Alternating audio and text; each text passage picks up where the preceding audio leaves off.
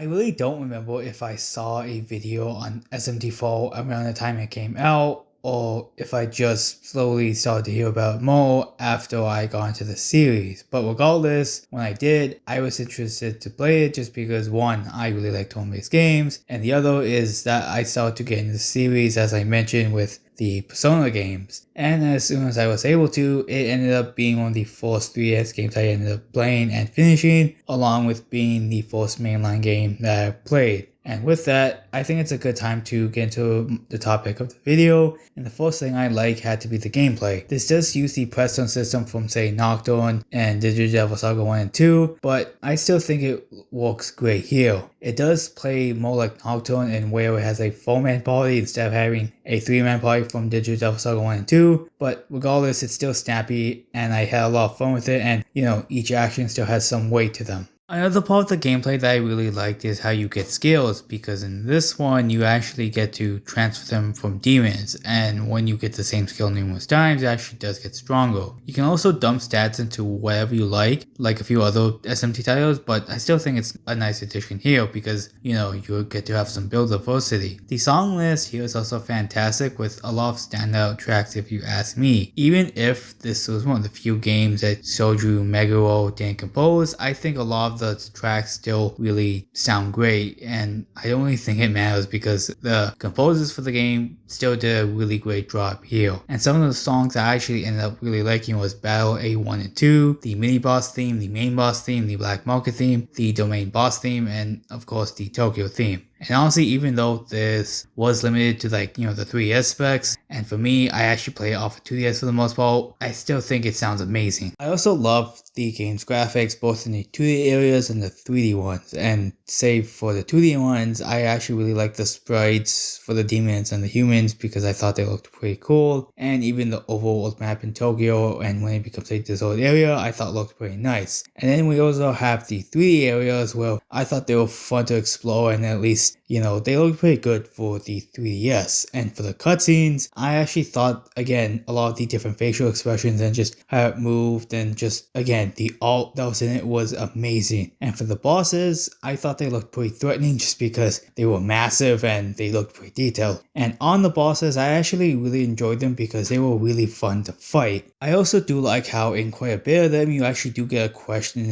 in the middle of the fight. And I like this because, it stops you from just, mashing through, since you can drastically change the flow of battle. And of course, it's just like normal SMT stuff where they do have their own unique strategies. So, you don't have to just automatically hit A the entire time. You can actually try to figure out their patterns. I also did enjoy the game's main cast quite a bit, with my favorite being Walter. I really enjoyed seeing them, come with their own ideals and just interacting as a group and just seeing what happened to Tokyo and then bouncing their ideas off each other and whatnot, because, that stuff just helped build their own ideas. I also do love the customization you can have with Flynn and even demons to some extent. For the latter, it's similar to other SMT games where you just fuse them and transfer moves onto them, and the former, it's more like Digital Devil Saga 1 and 2. For comparison, you just allocate whatever stats you want, so you can make a physical build, magic build, evasion build, or whatever you want. I also do like the replayability the game has, with what demons you can use and the amount of endings it has, and again, just as I mentioned before, the customization you can have with your builds. Even with the endings, there are 4 different ones, and they're all varied to make them at least interesting to go through. And the game definitely is kind of long with it being 40 hours, but even then, you could just replay a whole bunch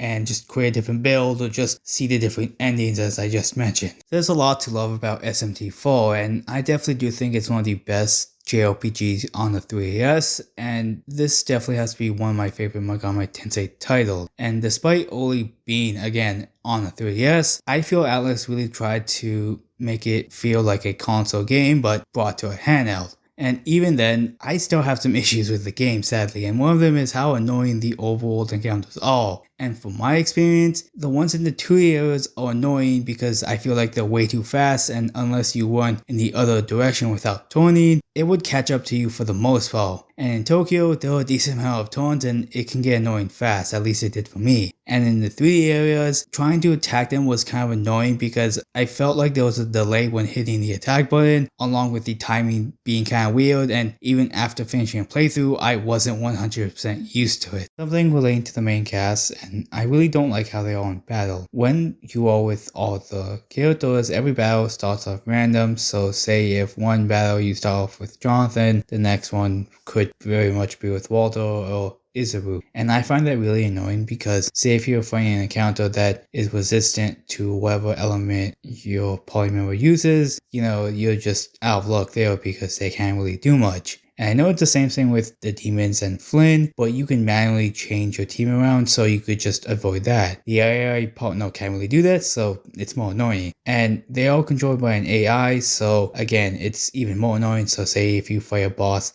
and they're resistant to electricity and Isabu does use electricity, so you're just out of luck there and you can't really do much other than maybe just normal attack it and just heal, but again, you can't really control that. But overall, I still think the game is fantastic and definitely worth playing if you ask me. While the game's faults do kind of suck, I just think that, at worst, the overall encounters are the worst part about it. The allies being useless in battle doesn't really change much to me since, for me, I was the one dealing most of the damage, so I just got by fine. And I still would, again, recommend this game to anyone who's interested in turn-based games, and of course SMT, and considering SMT5 is coming out soon, it might be a good way to get your feet with the series. But now, I also want to hear your guys' likes and dislikes, and let me know in the comments below. And of course, I will go over my likes and dislikes again. Likes, fun gameplay, fantastic OST, great graphics in the 3D and 2D areas, fun bosses, main cast is nice, great build diversity,